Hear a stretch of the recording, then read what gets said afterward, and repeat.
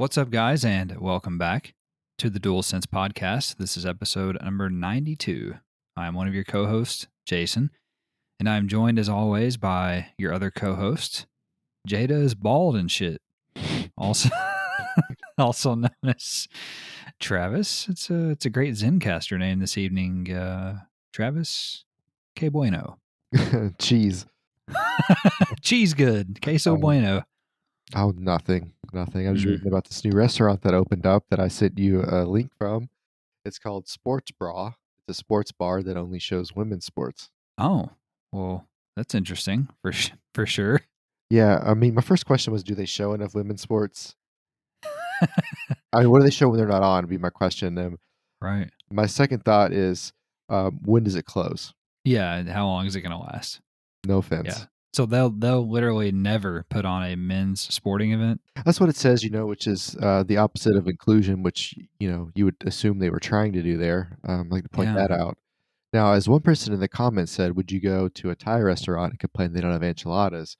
Well, of course not, but would you go to a normal sports bar and complain they're not showing the women's NIT when the Lakers are on? So to me, it's the same thing. Also fair. It's the same argument. Like it's yeah. Anyway, whatever. You've gotten very deep here right off the bat. Yeah, and by the way, enchiladas are better than Thai food. Let's be clear. Oh, 100%. That's a no doubter. Well, I don't really have anything interesting to say. I didn't think of anything witty for this one. I was watching an episode of The Wire before we started, and I'm close to the end of season 4, which is the second to last season. So I have the season finale of season 4 left, and then the final 10 episodes of the last season of the show. So, yeah, we're getting there. Season 4 has been very enjoyable. Season 3 is kind of a low point, in my opinion, and 4 comes back pretty good. So I'm interested to see how it wraps up in season 5. So anyway, Travis, we're a PlayStation podcast, and you and I get together each and every week, and we discuss all of the week's news, rumors, new game releases, and much more in the world of PlayStation. We do it all in under 90 minutes, of course, and we post new episodes on Monday on all of the usual podcast services, as well as the YouTube, where we also share gameplay videos, which we've been doing pretty often, and had some good traction on your Gran Turismo video and then the Cyberpunk video. Before or after the copyright? Oh, before the copyright. That's a good point. Yeah, before the copyright. That is weird, but it's still there. Like, it's still live. But that is a good point. I wonder if you get a copyright strike if they make it like not show up in searches. That's a fair question. Were you the one that told me how they find these videos and copyright claim them? Yeah, they pay. These companies like Polyphony probably, or Sony probably pays like a third party company. And that's all they do. They just like crawl YouTube looking for, Gran Turismo copyright infringement. Yeah, so they hire a bunch of like, what do you call them? Union stewards. That's really what they are. They just walk around and look for shit that's violated that nobody's worried about. Yeah. And in addition to the YouTube, you can also find us on the usual social media, of course, like Twitter at the DualSense Pod, as well as Facebook and Instagram, where I post virtual photography. Got some Gran Turismo, we've got some Horizon on there, we've got some Cyberpunk, all of the latest and greatest that we've been playing. And also check out our blog, which is the dualsensepodcast.wordpress.com. And without further ado, let's get into the news here, Travis. And you're going to murder me over this first one, but just try to stay awake and try to stay off Twitter, and we'll get through it together. But this is important. Number 1. It finally happened, Travis. Sony revealed the long-rumored and terribly kept secret Project Spartacus this week, as Sony Interactive Entertainment President and CEO Jim Ryan graced the PlayStation blog to outline the new subscription service. At its core, this new service will combine PlayStation Plus and PlayStation Now into one product beginning in June, and it features 3 membership tiers. PlayStation Plus Essential, which is the exact same service that PlayStation Plus is currently. The price varies by region, but in the US, it will cost $10 monthly, $25 quarterly, or $60 annually. The second tier is PlayStation Plus Extra, and it includes all of the normal benefits of PlayStation Plus, but adds a catalog of up to 400 PS4 and PS5 games, including some PlayStation first-party games, all of which will be downloadable. Again, the price varies by region, and in the United States will cost $15 monthly, $40 quarterly, or $100 annually. And finally, there's the PlayStation Plus Premium tier, which includes all benefits from the first two tiers, but adds up to an additional 340 games, including PS3 games via cloud streaming, a catalog of classic PS1, PS2, and PlayStation Portable games available to both stream or download, and time limited game trials for select games. Price varies by region.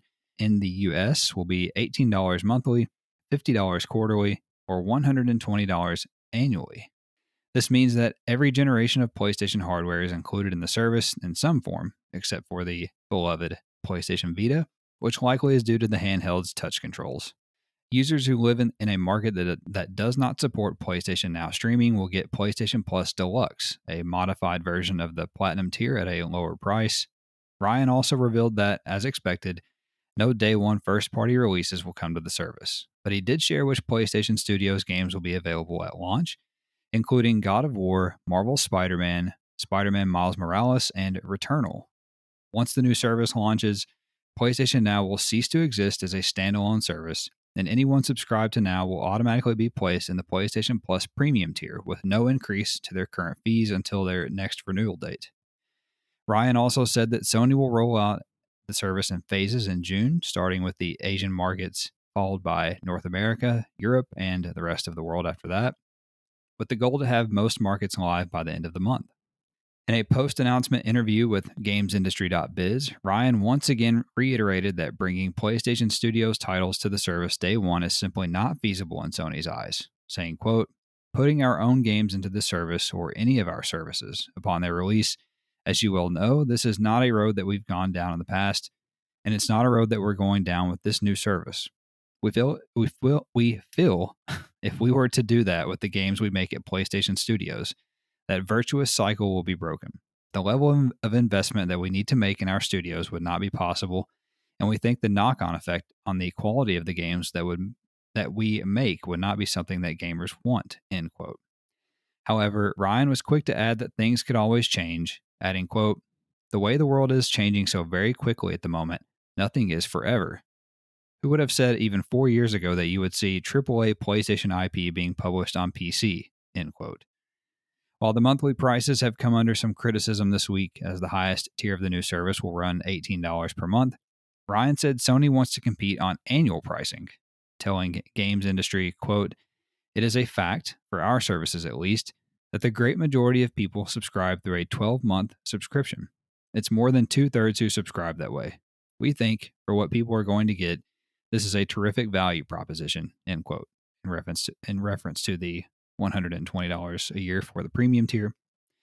And finally, to wrap up yet another novella, Travis, Ryan said that while subscription services have been an area of massive growth for PlayStation, he doesn't see the games industry getting to Netflix or Spotify levels due to the way the mediums are consumed, adding that he sees live service games as the future battleground, saying, quote, "That phenomenon of the live service game, that has, in a very large part, fueled the enormous growth in the gaming industry that we've seen over the last 10 years.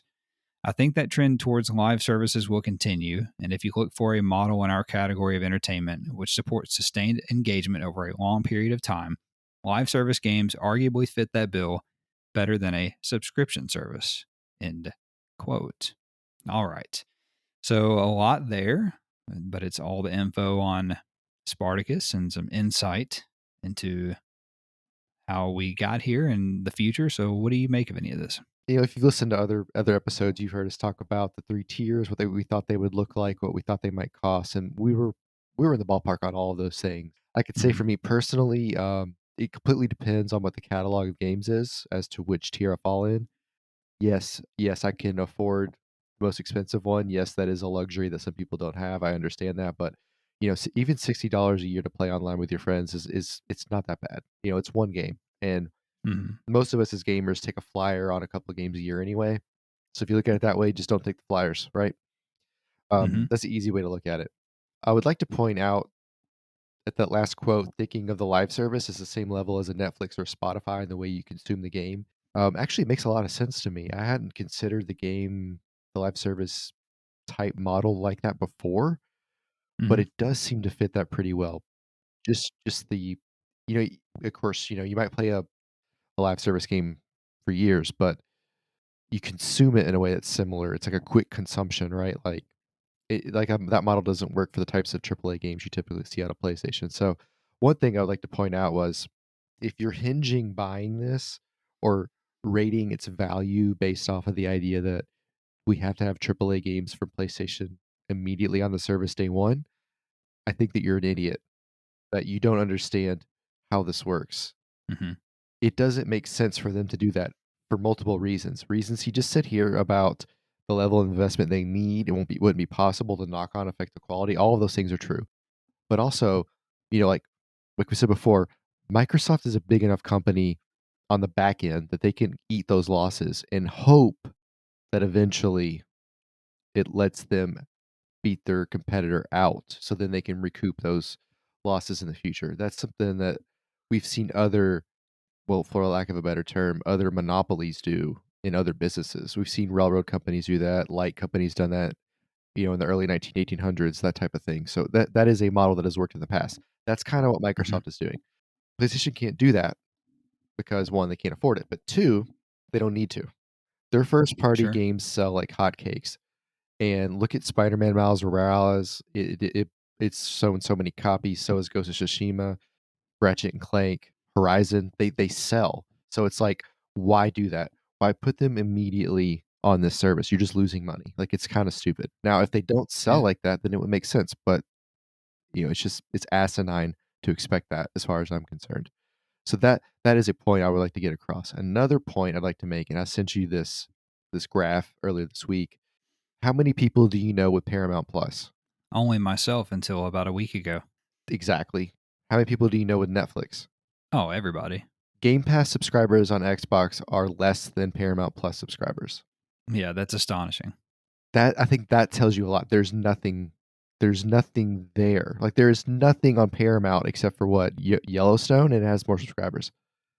Point Mm-hmm. being, if Xbox made one decent game, they would move up the subscription service. They're at the bottom of the ladder. It's so strange to me, as much as they talk Yeah. shit. But that I thought was interesting. But look, like I told you before, and I've said 100 times, it just, you know, it depends on what I want to see, what these backlog of games are. I like what they did with the structure. I thought having, you know, PlayStation Now and then another service like PlayStation Plus was silly. I always thought it should be one thing. They are Mm-hmm. doing that. They're also giving us tiers, which is user friendly, and they're trying to give you some decent value. The last thing I'd like to point out, though, that I think is actually kind of nobody's talking about this, or I haven't seen a lot of people talk about this. Look at the PlayStation Studios games on there for the release, right? Mm-hmm. You have Miles Morales and Returnal, right? Both of those games are what? Year and a half old? Right. Point being, they'll be there. They'll be there. I think they're showing you that they'll be there right here.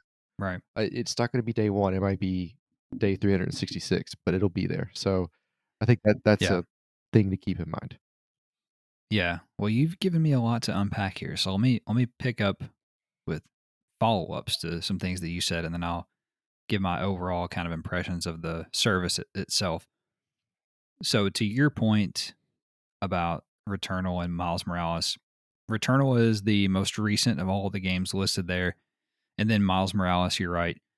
So it does make you wonder if, because obviously they're eventually first party games are going to come to the service, at least for some time. So it does make you wonder if, is 1 year the playbook?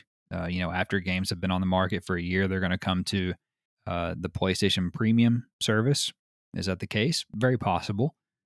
And then alongside that, I've seen some rhetoric on the Twitter this week that once PlayStation fans figure out that cadence, that they're just going to wait. They're not, that it's going to hurt, that it's going to intrinsically hurt first party game sales Mhm. anyway, even though they're not going to include them day one, because people are going to figure out that, hey, 12 to 18 months after they release, this game's going to come to the service.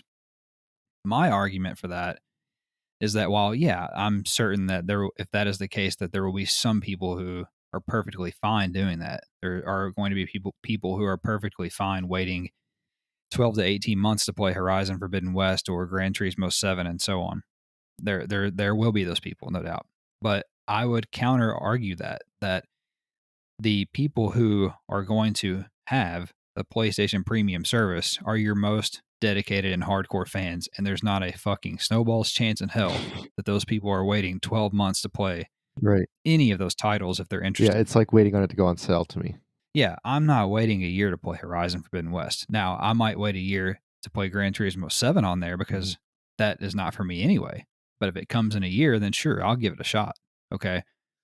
So I think that it's a little bit of it's a little dramatic to sit there and say that.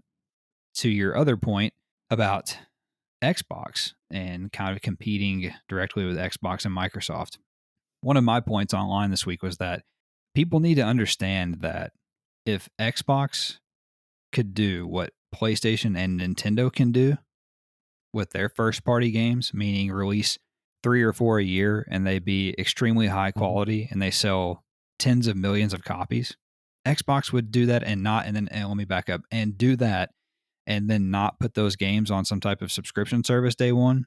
Xbox would 100,000% do that without a fucking shadow of a doubt. Okay. They would do that, guys. They're going to make more money that way.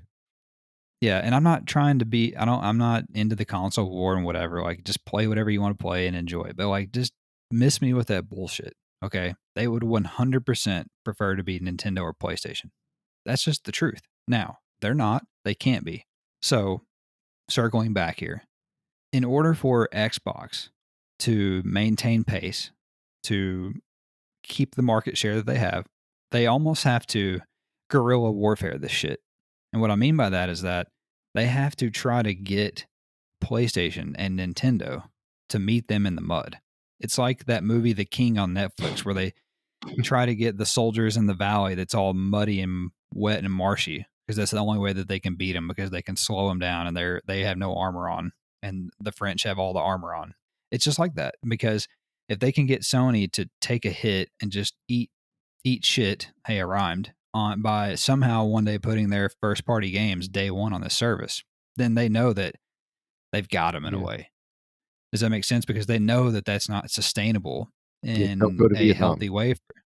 Yeah, that's they know that's not sustainable in a healthy way for Sony, and that's just the truth too. That Sony is just not as big as Microsoft, and where Xbox is probably like the fourth, fifth, or sixth subsidiary of Microsoft in terms of importance. Mhm.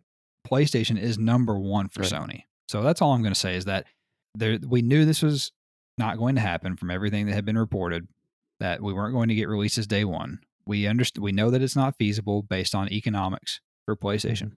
So with all that said, would I as a consumer love to have all those games day one? Yeah, absolutely. I mean, of course, we always want the best bang for our buck, and there's no doubt about that. But do I understand why they're not? Also, absolutely. Now, to wrap up here, just how I feel about the service in general, I think it's a great value.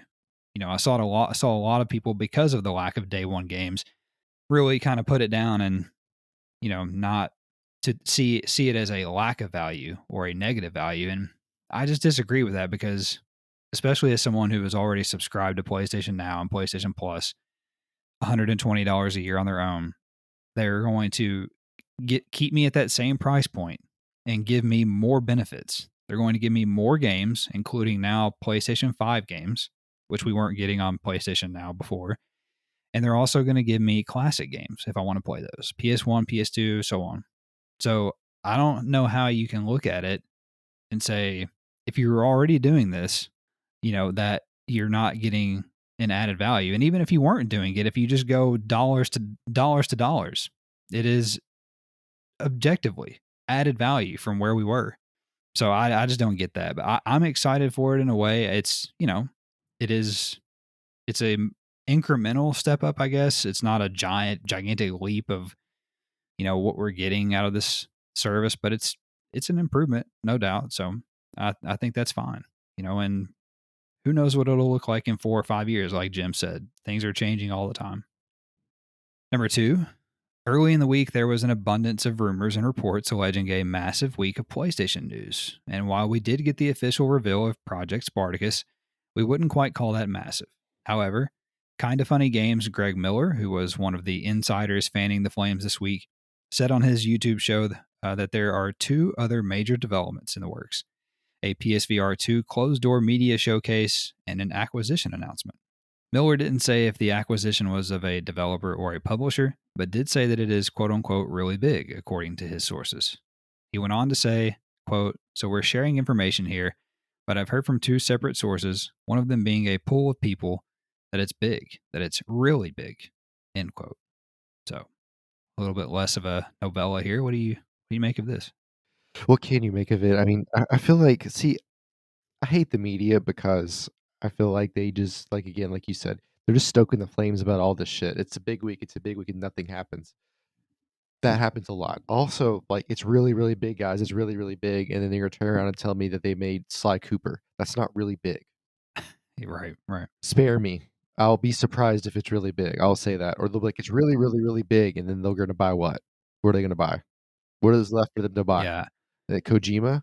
And, like, I Hmm. guess you could make the argument that that's really big, but, like, big to me would be, like, Nintendo bought Kojima. Like, 'cause it's Yeah. weird. So, anyway, sure, whatever, guys, I bet. Again, I hope we get to see something about the PSVR 2 soon. I'm kinda tired of waiting, and I'm getting impatient. But, Hmm. yeah, whatever this big news is, whatever, I hope I'm wrong, but I doubt it's gonna impress me at all. Yeah, so there are some big moves that Sony could make. I mean, they could buy a publisher, for instance, they could buy Capcom, they could buy Square Enix. Those would both be big moves, obviously. That's something that they haven't done that Microsoft has done. I hope that they don't buy a publisher. I would much rather them do something like buy Kojima Productions or even From Software, who are the people who make Elden Ring and the Dark Souls games and so on. I think I think the one of those two is much more likely. And my money is on that they have bought Kojima Productions. Now, maybe they bought Kojima and From Software, and both of those, maybe not to me and you because we don't play the Souls games and we don't play Elden Ring and whatever, so it's inconsequential to me, but it would be a big move. Now, I have been, I've told you on this show before that I think that them buying Kojima is pretty much a foregone conclusion because of all of the congruencies of how Kojima and his vision of what he wants to do can be fulfilled really with Sony via not only PlayStation and making games, but just Sony Pictures with television and film, which he said he wants to do, and Sony Music with he said he wants to do music or some shit. I don't know. He's a weird guy. He can do all that at Sony. It's a Japanese company. It's a no brainer for him, in my opinion. So that's what I think it is. That would be my bet. In terms of the other thing here, the PSVR 2, I'm like you. Like we pretty much know we pretty much know everything about it except when it's going to come out and how much it's going to cost. And we've got to be getting close to finding that out. I mean, I mean, because developers are getting dev kits, they're showing it off at the game developer conference, and eventually you're going to start getting leaks about stuff. So I feel like that's like imminent, imminent, imminent. The exciting thing about all of this, I guess, is that like we've talked about too, there's a lot of stuff out there that we don't know. We don't know after MLB The Show what is the next game that's going to release because we don't have a release date for anything that's in the first party in PlayStation Studios, to my knowledge. I think that's right. And we just have years like release windows. So we don't know any of that. We don't know when PSVR 2 is coming out. And so Sony has a lot to say. PlayStation has a lot in the works. That's exciting. And I think that's why we're kind of latching on to everything everybody says is that because there's just this anticipation that something big is about to happen. And we're just getting these things kind of out of the way one by one. We're getting Horizon out of the way, Gran Turismo out of the way, MLB The Show out of the way, and then now, Project Spartacus is out of the way. So we and even with all of that gone, we still know that there's a lot of shoes left to drop. Number 3, developer Kojima Productions, speaking of, and studio boss Hideo Kojima have vacated their Tokyo office, Travis, after spending 5 years at the current location. The team appears to be relocating, as Kojima tweeted, quote, "Today is the day we say goodbye to the entrance, the Ludens hallway, and the kitchen that have been our home for a little over 5 years," end quote. The move is most likely in response to the studio growing to meet the needs of its next project, but Kojima did not offer information on their next location. Kojima Productions also announced back in November of 2021, that it had established a satellite studio in Los Angeles focused on television and film projects. So, what does it all mean? And coincidentally, the PlayStation headquarters is located in California. What do you think? Yeah, my presumption is he's just moving everything to LA so he can be near everything. It kind of seems silly to not have his television and film projects there, but not have the game studio somewhere else. Like if I was a business person, I'd want it all in Hmm. the same city. So that's my presumption. What else could it mean? If they're working on this many projects, you could make the argument that maybe either they got some sort of angel investor, or maybe they know some money's coming away from a buyout or a partnership, you could say. So yeah, I think maybe Yeah. there's something to that. Like with everything though with Kojima, did you just die? Yeah, just painted my ceiling. I thought it's maybe somebody shot you in the back of the head. Like everything with Kojima though, it's a bit of a mystery, and why would he not make it? Why would he not make it mildly cryptic? Sure. But yeah, I mean, I don't know. It just seems like there's something. There could be something there. It just seems like the door is open enough to make you think that.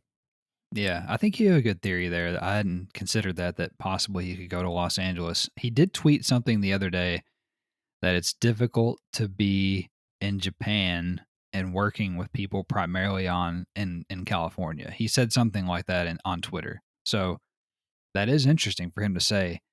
However, I've never really considered that. However, he doesn't seem like someone who would get out of Japan like as his home base. I don't know. Maybe so though. But my theory is that potentially Sony is going to put. So let's just say Sony has acquired him, and my theory is that Sony is going to put Kojima Productions and Team Asobi, who are the people who did the Astro stuff, in a building together, and have like a Japanese, headquarters or whatever for PlayStation Studios. Is my guess, possibly. But I like your theory too, and especially combined with the shit he's been saying on Twitter. And like you said, it's always cryptic, so who knows? Watch all this pan out that he's been bought by Microsoft or something. He's moving to Seattle or some shit. Nobody wants to fucking live in Seattle, first of all. Hideo does. All it does is rain and dark, and he's a sad bastard. Right. So, Yeah, it's just God. At least Seattle's not as bad as Portland. hmm.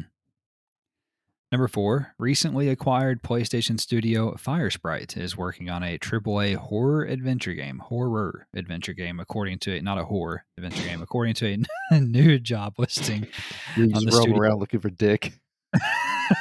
According to a new job listing on the studio's website, the UK-based team stated in the job posting, quote, "We are looking for a narrative director to join our development team for a AAA narrative-driven horror adventure game in Unreal 5, meaning Unreal Engine 5, of course. Firesprite is also co-developing the PlayStation VR 2 spinoff of the Horizon series, Horizon Call of the Mountain, in partnership with Guerrilla Games. We also know that Firesprite has a third project in development, according to website Video Games Chronicle, who reported back in January that the studio had taken over development of Lucid Games' rumored Twisted Metal reboot for PlayStation, including hiring away that game's director. Any thoughts? Yeah, that's right. I forgot about the Twisted Metal thing. Yeah, I think this is a kind of a pretty cool opportunity for Firesprite to really kind of showcase what they can do, because jumping into this VR2 spinoff and then taking over Twisted Metal, it's given him a chance to salvage a known IP in Twisted Metal, which, from what we understand, before it got switched to Firesprite, had some Right. issues. And then being able to piggyback off of a well-known IP that is very popular right now, that is healthy, you could say, could be very cool for them. So that is a way to put their name on some big brands, right? So then when they roll Hmm. out their AAA thing, that is completely on their own. They've kind of built up a background. They've had experience working with multiple PlayStation systems.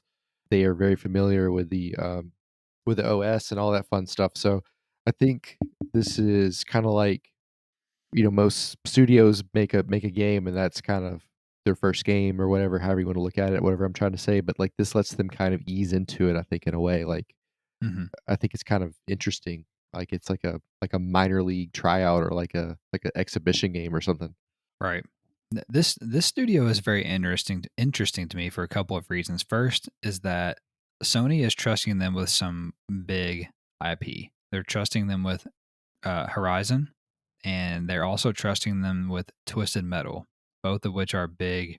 Well, one's not so big anymore because Twisted Metal's been dormant for a long time. But those historically, it's a big IP for PlayStation, and then Horizon, like you said, currently is very healthy, has a lot of cachet. So Sony PlayStation obviously has a lot of trust in these guys, and of course they've worked together before in a second party capacity. But very interesting to see what with the projects that they're working on.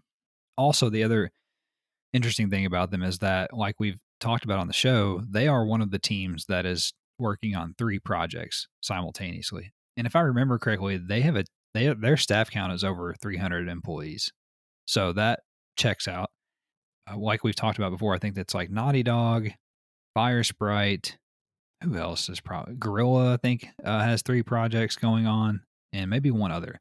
So that this is the direction that we're headed. Is that I think Sony wants these, and then also interestingly, remember that Haven Studios, who they just bought, pitched 3 games to play to Sony. So I wonder if that'll be a trio of games one day from them that they're working on. But anyway, interesting that Sony's going to have a first party horror game that's not going to be Silent Hill and Kojima.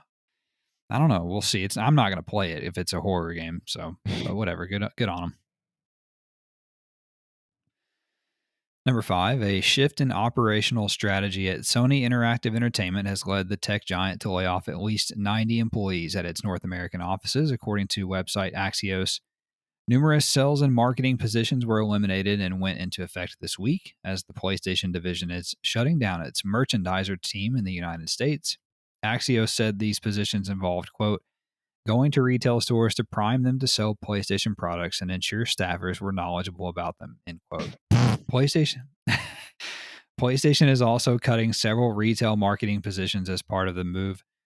Axios sources said that the cuts were attributed to a quote-unquote global transformation of the company's sales and business operations by Sony leadership, and the changes indicate a shift toward more direct-to-consumer marketing, as well as a de-emphasis of both brick-and-mortar retailers and physical game sales.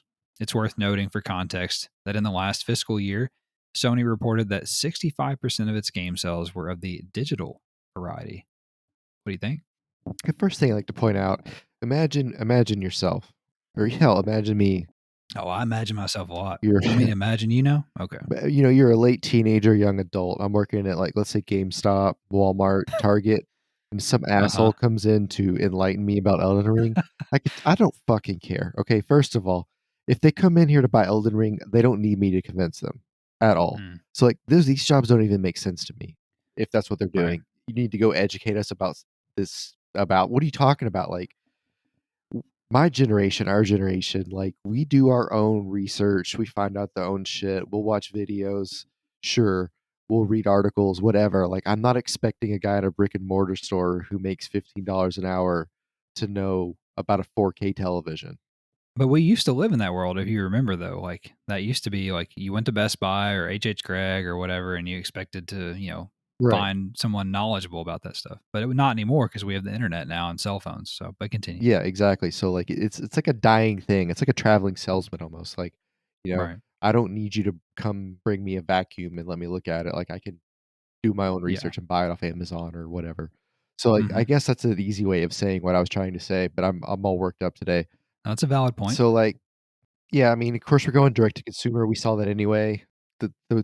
The market really transitioned during COVID. We really, really went, like, we were moving anyway Yeah. away from physical games and stuff like that, physical media, but, like, that freaking supercharged it, especially with Mm-hmm. everybody's at home. What are we gonna do? I can't go to GameStop. It's not open, or I'm afraid I'll die. I'll just download the game. So, I think once people got used to that ease of it, it suddenly became a big part of the market. So, yeah, this isn't really surprising to me in any real way. It's interesting though, because it seems like just the way they worded it, it almost the way that it's worded almost makes me feel like I don't even know how to explain what I'm trying to say. It almost feels like a nice way of saying, like, you're irrelevant and we don't need you, go away. Right. That's Yeah, that's what it is. that's what I kind of feel like. Yeah. Without a doubt. I think I think you said it. I think it's well said. I think it's 2022 and industries change, and this one certainly is changing. To your point, and COVID accelerated that push towards digital. And even these people who have the PS5s with the disc drive, they're still buying the majority of their games digitally. Hmm. There will come a time, I don't know when, might not even be this console generation, might not be PlayStation 6, but there will come a time where our game console does not have a disc drive. Yeah, it'll That's it'll just, it'll look like a cable box. yeah, absolutely.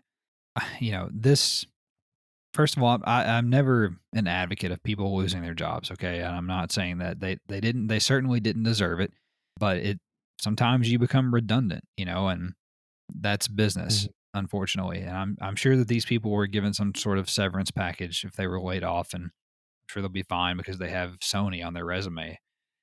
But I can't believe that maybe this was after your time at the Target when we worked at Target, but I have a very interesting, well, at least to me, it's interesting. I have an interesting story firsthand account with the old PlayStation merchandiser team. And maybe I have never told you this, but when I worked at Target, when I was but a wee lad, and you worked there as well when you were a wee lad, I eventually finagled myself into almost exclusively working in the electronics department. Yes, So I was the asshole that you referred to that was trying to sell these boomers a right, television. or extended warranties and all that shit. Yeah, or the time the lady came in and said, I need a charger for this thing. And it was a flip phone. This is when phones were just becoming a thing, really. And all she had done was turn it off. So I had to just hold the power button to turn the phone back on. Anyway, I digress. So I was that asshole that you're referring to, trying to help these people, pretend like I know more about something. But anyway, as a part of that job, we had a lot of product information and binders Mhm. back in the electronics department. And I don't know if you'll remember, but we had a PlayStation binder Yeah, and it was back in the thick as electronics fuck. department. And it was the thickest binder you can imagine, full of shit about Sony products and PlayStation products and PlayStation games. And it was just like section after section of like, you know, Uncharted, and then here's all this promo material about it, and here's details about the story, and here's this and this, and then here's, fucking Heavenly Sword, and then here's PS3, and like all of this different shit that PlayStation had. There were tabs basically with all of this info they wanted you to know to then share with customers who came in, and they wanted you, as this says, to be knowledgeable about their products so that you could help them sell. Jump in really quick. I'd like to point out Yeah.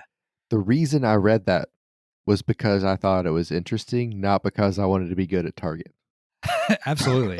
It was interesting. Yeah, you're right. You're right. So, but if you remember, and I certainly do, that the idea was that, and again, this was when the internet was not mainstream yet. It was kind of in its infancy still in terms of, go to the internet and do this or whatever.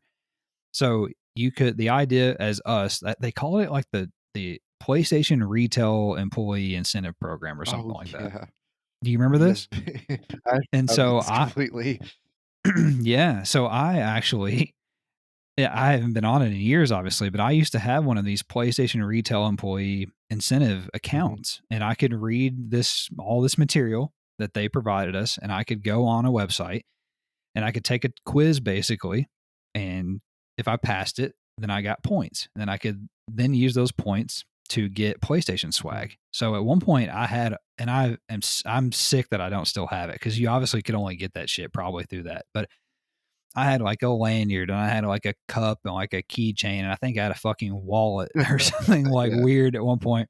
And so anyway, this is what this was. Okay, I want you guys to understand this is what Sony is eliminating. This is what we're talking Yeah, about. it's not Now, I would argue this is not right. necessary.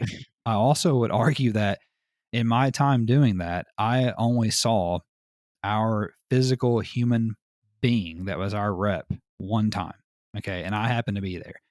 She was a lady who was in her 40s. She had clearly never played PlayStation in her life. Never. Okay. Now she was trained to be able to teach me, mind you, the kid who already grew up playing PlayStation. I knew more than this lady. So again, redundant.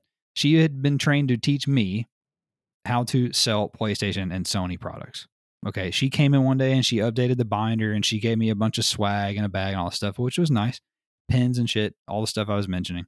And so I just wanted to tell that little story. I thought that was cool, kind of a little throwback and from the past, and just to give you guys an idea of what this arm of PlayStation that they're moving on from did, and just to show you that that sort of stuff's really not necessary nowadays, in my opinion.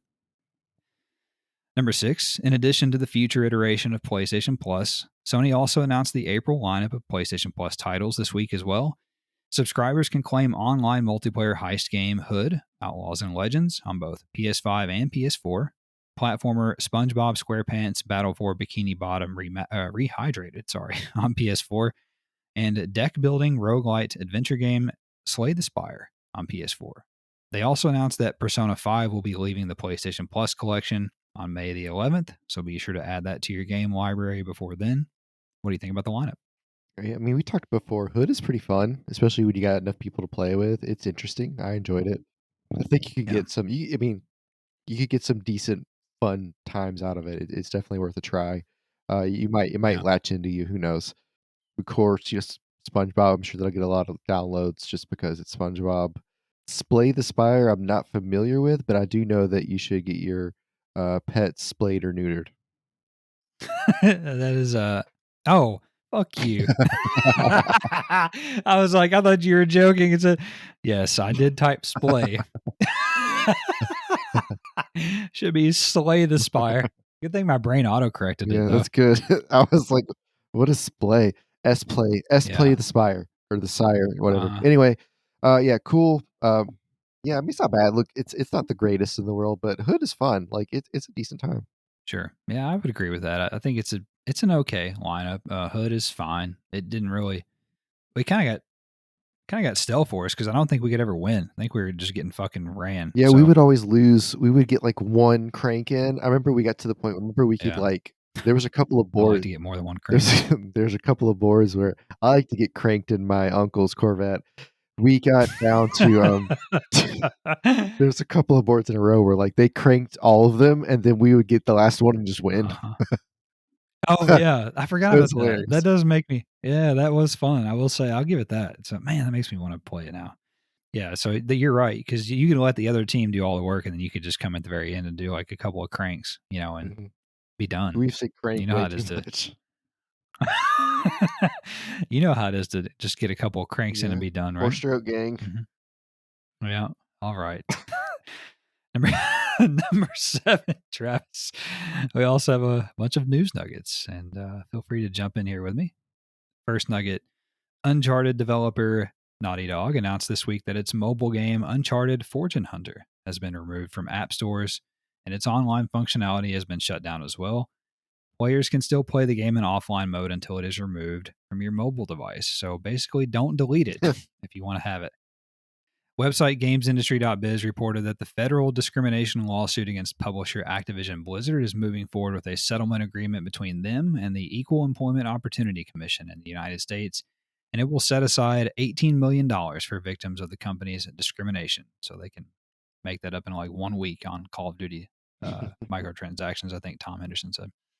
Also, Activision-owned Call of Duty support studio Beenox is opening a second location in Montreal, Canada, and plans to increase staff count by 20%. Publisher Capcom is increasing the salaries of its Japan-based staff by 30% after multiple years of revenue increases. So do they decrease it if they have bad years? It's a fair question. They'll start laying people off like Sony did. Oh, there you go. That's the answer. Yeah.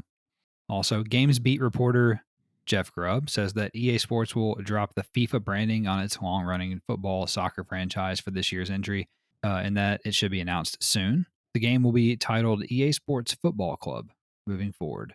They decided to go ahead with that. Yeah, it's terrible. I hope that the comments, they're going to announce this and every comment's just going to say FIFA, FIFA, FIFA. Like, hey, they're just going to call it FIFA anyway. Yeah, it's absolutely. Ubiquitous. It's like Kleenex. Absolutely. Yeah. Coke, Kleenex, FIFA. Next nugget: 4 U.S. senators have sent a letter to the Federal Trade Commission pressuring the regulatory body to investigate Microsoft's acquisition of Activision Blizzard. The letter is sponsored by 3 former presidential candidates, Elizabeth Warren, Bernie Sanders, and Cory Booker. The Mm-hmm. basis for the investigation would be the further negative impact it could have on the workers in the tech industry. Yeah, Democrats really don't like monopolies. Now, that's, I mean, that's not nothing. Right. That could be a problem for Microsoft. Yeah, like I wouldn't be like, I'd give it like a 5. Like right now, I'd be like, Mhm. it's like a thing we have to deal with. It's annoying, right? But like, Right. it could be a real problem. I agree. So I know that's not PlayStation news, but it certainly could be PlayStation relevant if that deal falls apart. Next nugget, Video Games Chronicle reported that E3 2022 has officially been canceled, allegedly in an effort to regroup and return in full force in 2023. I feel like they've been saying that for like 3 years. I was gonna say you had this bullet last year. You just changed the numbers of the year. That's what I thought. I think you're exactly right. I've said that before. Multiplayer vehicular heist game Fast and Furious Crossroads is being delisted for sale less than 2 years after its poorly received launch. Imagine that. The game will no longer be available to buy after April 29th. Yeah, it's about family. Activision is currently hosting its first ever 2-week free multiplayer trial for a Call of Duty game, as Vanguard is available from March 30th to April 13th for free. It's interesting. I feel like they're just like, hey, look, it's just try it. I swear it's not that bad. It's like Yeah, with that like your mom's like 100%. eat the broccoli. Like, fuck no. Absolutely. Next nugget, a second Capcom Arcade Stadium collection appears to be on the way, as the South Korean Game Rating Board has new entries for the game on their website. Website Push Square reported that Blue Box Game Studios, the developer of Abandoned, has been quietly deleting posts from its Twitter account referring to its plans for the shady title, sparking rumors of it being canceled. However, in a statement, Blue Box claimed that the game is not canceled, but merely delayed. What a fucking joke. That is a scam, 100%. Action RPG Ys 8, Lacrimosa of Dana, is being ported to PlayStation 5 by publisher NIS America and will launch sometime this fall.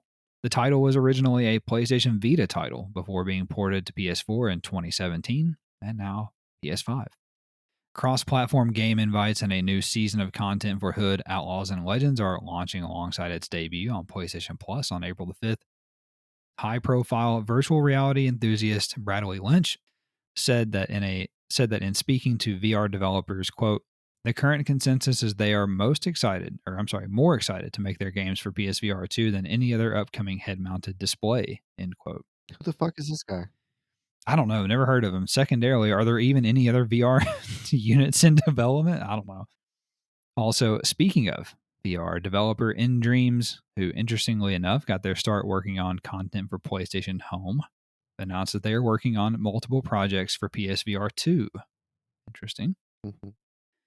Just a heads up that once the new PlayStation Plus service launches in June, you will no longer be able to purchase subscriptions through your PlayStation 3 or PlayStation Vita if for some reason those were the only systems you play on. Sony will shut down the online servers for Everybody's Golf on September the 30th, 2022, so enjoy the online modes while you can. Don't we own that game? I believe so. I think it was a PlayStation Plus game at some point. The PS5 physical version of Grand Theft Auto 5 will release on April 12th for $40 if you're interested, or you could just pay $10 digitally. I'll have something to say about that in a little bit. Look, the discs are gonna turn into vinyl records. Yeah, true. Yeah, that's a good point. Next nugget. Website PlayStation Lifestyle reported that new job listings at Activision for Call of Duty related projects reference something called Call of Duty 2.0, which will which will include subscription-based content alongside the usual premium and mobile games. Other game subscription service. Jim Ryan, he called it. Ubisoft announced that it would be holding public playtesting for The Division 2's new mode starting on April the 1st. Insider Tom Henderson reported that Heavy Rain and Detroit Become Human developer Quantic Dream is set to be fully acquired by Chinese company NetEase. NetEase acquired a minority stake of the studio back in 2019 and appears poised to take full control in the near future. Yeah. Wonderful. I just feel like they're done now. Yeah. Yeah. Also, new data mined job descriptions at Riot Games indicate that PS4 and PS5 versions of free-to-play FPS game Valorant are in the works. I think that's how you say that. Valorant? I don't know. The PS5's DualSense controller won a BAFTA hosted Best Controller Ever tournament this week. What's No a shocker there. what's a BAFTA? The BAFTAs are like I don't know, the fucking Oscars for video games. What is it? What does it stand for? Let me look it up. Something. So did you mean to make a double pun there? Because obviously you were saying no shock there because of the Dual Sense and the name of the podcast, but also the Uh old huh. controller was called the Dual Shock. Yes, you're welcome. Let me look at. Let me look up the BAFTA. What Did, that stands did the for? Something DualSense? about arts, film, and television. Huh? What? Oh, that would make sense. Did the DualSense play the Dual Shock in the finals? I don't know. I didn't look at the tournament. I just know that the one that should have won came out on fucking top. BAFTA. What does that mean? What does that mean? To play Bachelor us out. of Arts for the Academy. I can't get it to load. Oh, we'll give it a minute. Okay. Next nugget. Website PlayStation Universe reported that the following games received update patches this week: Rainbow Six Siege, Call of Duty Warzone, Enlisted, Dead Cells, Horizon Forbidden West, Killing Floor 2, Genshin Impact, F1 2021, Guilty Gear Strive, Babylon's Fall, Rust Console Edition, Fall Guys, Marvel's Avengers, Splitgate, and Path of Exile. So if you've been waiting for some fixes or new content, you might want to look into that. It's the British Academy Film Awards. British Academy of Film and Television Arts. There you go. Very prestigious, is my understanding. Mm. Next nugget. In the face of E3 getting canceled, Mr. Jeff Keighley announced that Summer Game Fest is still going strong and will kick off with a live show in June. Apex Legends finally got a native PS5 version this week featuring 4K 60 and other graphical enhancements. Epic Games announced that the wildly popular Zero Build mode in Fortnite is now a permanent mode. Apparently, people are getting worked because there's guys that can actually aim Oh, and yeah, imagine they that. can't build. Yeah, imagine that. Sam Maggs, a lead writer on Ratchet and Clank Rift Apart, claimed that her work on the title was erased by the studio once she departed. Maggs claims she was heavily involved in the creation of main character Rivet specifically, but that she only received mention in the special thanks section of the game's credits. Not cool, I guess. I mean, if they erased her work, then it would be a special thing. I mean, if they erased her work and replaced it, then she didn't do anything. Right. I don't know what she wants. There were some reports this week, Travis, of Sony enabling Dolby Vision for PS5 on certain Bravia TVs, which would allow games to look like they're running at 120 frames per second, even though they're not. I don't really understand. PlayStation Game Size revealed that Nobody Saves the World from Drinkbox Studios is headed to PlayStation 5, as its files have been discovered on the PSN database. Drinkbox is the team behind popular PlayStation indie titles like Guacamelee, Severed, and Mutant Blobs Attack, all on the Vita. And other consoles, of course, but mainly on Vita. Sony has filed a new trademark for Knack in Japan, although it doesn't necessarily mean a new game is coming. The last entry in the series was Knack 2, which released in September 2017. Just in the knack of time. Oh, he's here for a few more minutes. Ripple Effect Studio announced that Battlefield 2042 maps Kaleidoscope and Renewal will get significantly altered as part of the Season 1 update this summer. Okay. Website Gematsu reported that stealth sandboxed action game Winter Ember will launch on PS4 and PS5 on April 19th, and that game looks kind of cool. It's like the Thief games. You remember those? It's akin to that. But winter. But Winter, yeah. Roguelite spinoff Dungeon Defenders Going Rogue will come to PS4 and PS5 sometime later this year. The phrase "going rogue" is one of my favorite phrases of all time. I agree. I think that name is great, and all it is a subtitle. Yeah, he's going rogue. It's like okay.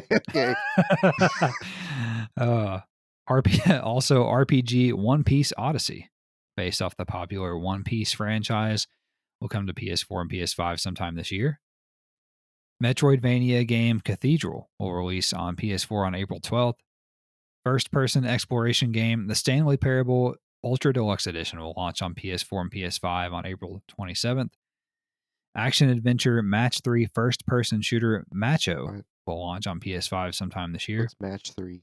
It is like the shit that you do on mobile where you get like the 3 colored gems in the same row and they disappear. It's like the Tetris thing, like the Tetris mechanic. Yeah, it's basically. I watched the trailer for this. It's different. I mean, that's something. Big compliment. Also, Dungeon Fighter Online spin-off action RPG Project Barbecue has changed its code name to Project AK. God damn, what a change. AK. Yeah. They backed up a couple letters in the alphabet and has shifted development to now be a Souls-like action RPG. Wow. Wow. Fuck. Gotta change the name for that. Yeah, we went from like a Fucking what hell. would you call it? Like a They management went from barbecue Diablo to game. Dark Souls. Yeah. Yeah. Shit. Fucking guys. Also, Zen puzzle game Unpacking will come to PS4 and PS5 sometime this spring. Shoot 'em up game Escados will get a PS4 version on April 7th. Free to play battle royale first person shooter Vampire the Masquerade Blood Hunt will finally launch on PS5 on April the 27th. Very excited for that. Give it a go. Mm-hmm. Fantasy RPG school building simulator Valtherian Arc Hero School Story 2 will launch later this year on PS4 and PS5. What do you mean? Fantasy school building. What does that mean? Imagine like a Japanese Hogwarts where you manage a academy school. That's not what I did. Yeah, I looked at some of the screenshots. I was like, that's what it is. So the girls actually talk to you? Is that what we're doing? Yes, the girls talk to you. They're probably wearing bikinis or some shit. Also, Lawn Mowing Simulator, Travis, stealth released on PS4 and PS5 this week, and it can be purchased for a cool 20% off during its launch window. So you can get it for $16. Yeah, and then I can use it to buy a Husqvarna. That's right. Action shooting game Pocky and Rocky will head west. That's what my testicles are called. We'll head west on June 24th for PS4. Yours are also going west in June. Attorney simulation adventure game. Oh, yes. God. Legal Dungeon will come to PS4 on April the 5th. Mobile phone hacking. What the fuck? Okay. Mobile phone hacking adventure game Replica will also come to PS4 on April the 5th. I said, what the fuck? Because I don't want that mobile phone shit on my PS4. Open world adventure game The Courier will launch on PS5 sometime later this year. That's how we caught Bin Laden. This is my safety. The native PS5 version of Dungeon RPG Undernaut's Labyrinth of Yomi. I mean, what the fuck? Yomi's a happening place. We got labyrinths and Yomis. We got treks to Yomi. It'll release sometime this summer. Publisher NIS America and developer Yummy Yummy Tummy announced a collection including Fallen Legion Rise to Glory and Fallen Legion Revenants will come to PS5 sometime this summer. Roguelite action game Samurai Bringer will release on PS4 on April 24th. They had to call it Samurai Bringer because they couldn't call it Samurai Comer. Okay. Action game sequel Dusk Diver 2. Dick Diver 2 will release on PS4 and PS5 in the West sometime this summer. We've gotten really inappropriate here. Yeah. Wait till they release Muff Diver too. Oh. Also, NIS America, who have been very busy, will release Kamiwaza Turai in the West under the name Kamiwaza Way of the Thief. Believe it or not, Travis, for PS4 sometime this fall. Glad they kept and finally, so I would get confused. And finally, mercifully, Gamatsu reported developer Screaming Villains, which is a great name, announced full motion video game re-release Kids on Site Hard Hat Edition for PS4. It will release on June 14th after first launching on Sega Mega CD in November of 1994, the year of our Lord. A lot of stuff going on there. First of all, great developer name. Second of all, full motion video, which you don't know what that is. Third, Kids on Site Hard Hat Edition. They could have called it Get Hard Edition. I imagine the cover of what is it called? The Men Down Under. Who sings this? Oh yeah. The Men at Work. Yeah. Fuck yeah. All right, that's all for the news this week. Let's get this fucking show on the road here, Travis, with you letting us know what new games we have out here now. On the 29th, we had Crusader Kings 3 console edition, very popular PC game, which you're playing, you fucking nerd. Also, we have Uh-oh. In Nightmare, which is my work. On the 30th, we have Agent Intercept. We also have Uh-huh. Escaped First, and then Escape First 3, which you already know how I feel about that. Where's the second one? Also, how many Escape First do we need? Uh-huh. Following that, we have Akai and Reed Remastered. On the 31st, we had Lawn Mowing Simulator, Moss Book 2 on the VR, Princess Farmer, Totally Normal Journey, Tropico 6, which I thought was already out, and It is, but this is just the PS5 native version. then Weird West. That's all for the new games. Nice. So, I mean, for me, for my money, Crusader Kings 3, biggest release this week. Tropico 6, like I said, is the next gen update of, or at least the physical version of that on PS5. Weird West is like a action RPG, Wild West thing. I don't know. It's gotten mixed reviews. Anyway, that's all for the new releases this week. Travis, let's start to wrap the show up here for these fine folks by discussing what we have been playing. What have you been up to? I played Gran Turismo this week, obviously, and as you noticed, what was it, Monday night or Tuesday night? I was popping trophies like a motherfucker. Uh, Uh huh. I was grinding pretty hard Sunday night, and I basically got myself in a position to pop a bunch of trophies the next time I got on, and I didn't do it on purpose, but like it was a perfect setup to like actually have done a live stream because I was popping trophies like every 5 minutes, like it was something. It was like pop, pop, pop, pop, pop. It was crazy, but I didn't think about that until afterward. But anyway, Sure. I have a couple big trophies left, like driving online with friends and or with people, and then driving an oval so many miles. But John told me that if you go to an online lobby, basically, if you get a bunch of people in the lobby, it will multiply your miles. And then if you just pick an oval, obviously you could kill 3 trophy birds with 1 stone. So I think John's going to help me trophy farm this weekend a little bit. Mm-hmm. And once I have those 3, all I'll have left is buying 3 legendary cars that went to Le Mans and won, which there's a debate about what those cars even are online, and Oh then wow. doing 50 races of GT sport mode online. So that I'll get that anyway. Like I don't need help with that. I'll get that eventually. I would love to know what these Legends cars are, so I can buy those. That would be lovely. And I am not beneath buying the fucking credits just so I can have the trophy. If I need 1 trophy to get a platinum, I'm going to buy it. I don't care. Yeah, absolutely. And then the other thing I did was, you have to do 1 race online to get a trophy. So I was like, I'll do a really quick race online just to get it out of the way. And there was a race with the go-karts. And the go-karts are traditionally a shit show on GT games, and it was undrivable on GT Sport, like literally. First, they are much better to drive on this game than they were. So it's a huge improvement. They actually drive like go-karts. Nice. It's awesome. That being said, it is a driver rating and safety rating nightmare. Like it was Oh. fucking outrageous. So first of all, like I do my time trial. I knew it was going to be like this, but I thought it'd be fun. I Mm-hmm. you do your time trial before the race to have a qualifying time. I qualified ninth out of 12, and I was like the world record, I was probably a second 1.3 off, which I was okay with. I was okay with that. I could live with that. And because like that track's so short and the carts are all the same, like it's farther away than it feels from the world record. But anyway, I've always been a better driver than a qualifier. I'm not a hot lapper. I've never been good at that. So within the second lap, I think there was like 6 laps. By lap 2, I'm in third. Like I've passed six cars. I'm cooking. Everything went downhill immediately.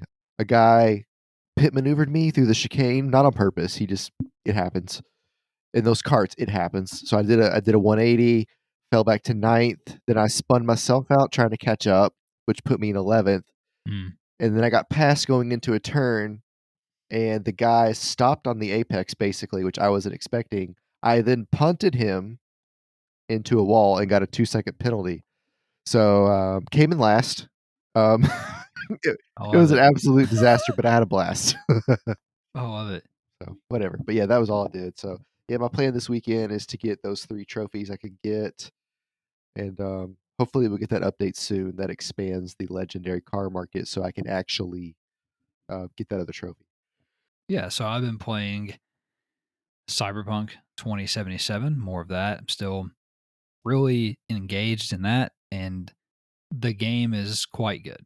It's quite good, and I think that the thing that really stands out to me, other than the gunplay on the DualSense, which is fantastic, is the quest design. That's something that CD Projekt Red is kind of known for, because I've been sucked in this week into playing a lot of the side quests.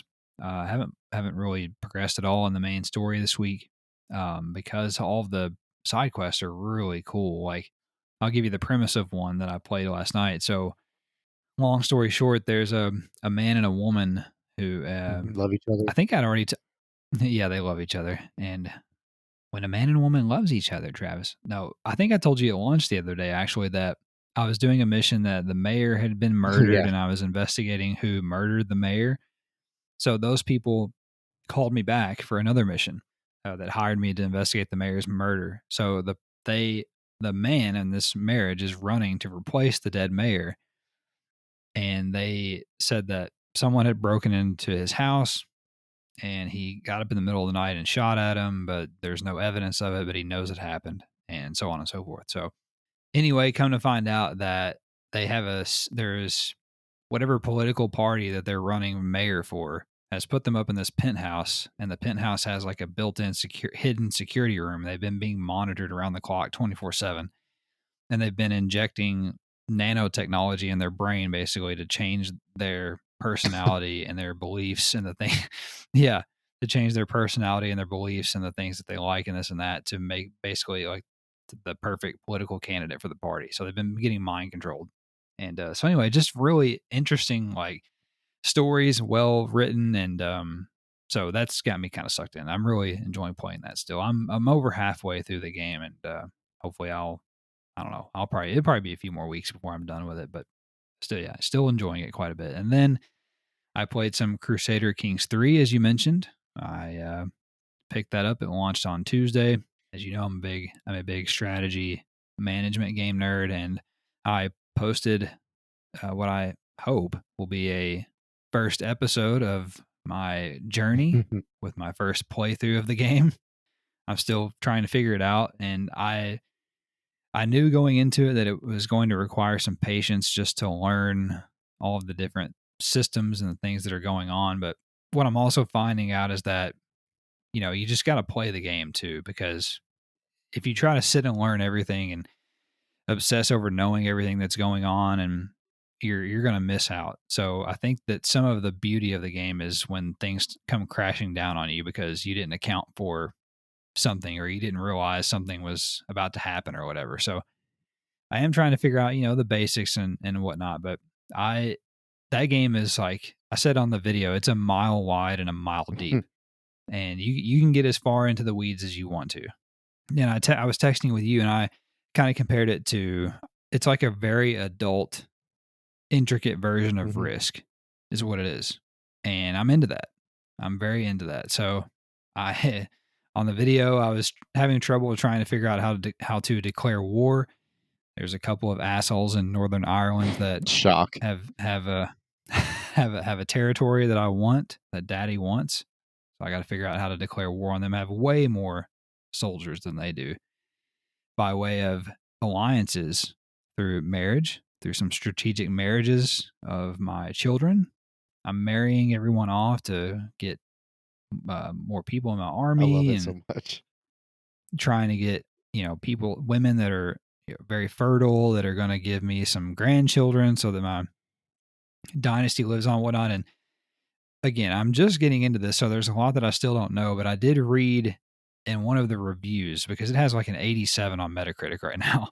I was reading in one of the reviews that the game doesn't end until all of your dynasty is killed. Okay. So if you have a great great grandson and he's somehow in Russia because you married people off, and they had a kid, with someone in Russia or whatever, for instance, then all your other people die in Ireland, for instance, then the way I'm understanding it is that my game will continue on because I have that heir in Russia. And I could theoretically take over the rest of the world again with that heir, that grandkid in Russia, that 10-year-old kid. And I think that's fantastic. So that just seems so outrageous to me. I can't wait to see how things unfold. So if you're interested in the game or just curious, or you want to hear me actually talk over some gameplay for the first time ever, I did that on this YouTube video. Although my sound quality wasn't the greatest, I'm going to have to probably turn the game volume down some. It was like fucking blasting while I was trying to talk, and I didn't realize it. So anyway, love the game so far. We'll see how things progress. But I think it could be pretty entertaining to see all the fucking shenanigans that go on while I'm just trying to take over the world. And then also played GTA Online on PS5 for the first time this week. I had downloaded that because it was free, obviously, and I wanted to see what that was about. And like I tweeted out, the only thing that I got out of it was just a desire to want to play Red Dead Redemption 2 upgraded for the PS5.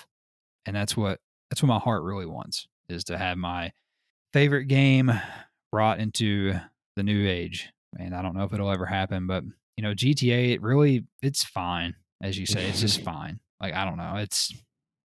It looks better. The frame rate's great or whatever, but it's just like, I don't think it's held up terribly well in ways. I'm sure that GTA 6 will be great, but it's a 9-year-old game Yeah, at you this get a little point. strive. I mean, it's showing, it's showing its age. So, and then the last thing I did not list here before we go is I bought a game for $7 called Devastator. It released on PS5 Hardly this know week. it it is a twin stick shooter, and it is fucking fantastic so far. It is so much fun. I played it for like 40 minutes earlier. It's the most fun I've had with a twin stick shooter, like an arcade style twin stick shooter, since like Nex Machina or like Super Stardust Delta, both Housemarque games. Like if you like Super Stardust Delta, if you like Resogun, you would like this game quite a bit. So it's got 3 game modes, and your boy is 18th in the world and leaderboard already on one of the game modes. So yeah, anyway, that's it. So check that out. Check that out if that sounds appealing to you. Anyway, that's all. That's a pretty lengthy episode for us. Sorry for the novel there at the beginning, but you needed to hear all of it. And we'll get out of here now. If you guys enjoyed the episode, don't forget to subscribe so that you get a new episode every Monday. Also, if you could rate, review, share, we would very much appreciate that. Also, don't forget to find us on social media at the DualSense Pod on Twitter, as well as Instagram and Facebook. You can also check out our blog, which is thedulsensepodcast.wordpress.com. And we would love to hear from you and talk PlayStation. So we'll get out of here. You guys take care. Have a great week, and we'll talk at you next time. Bye-bye.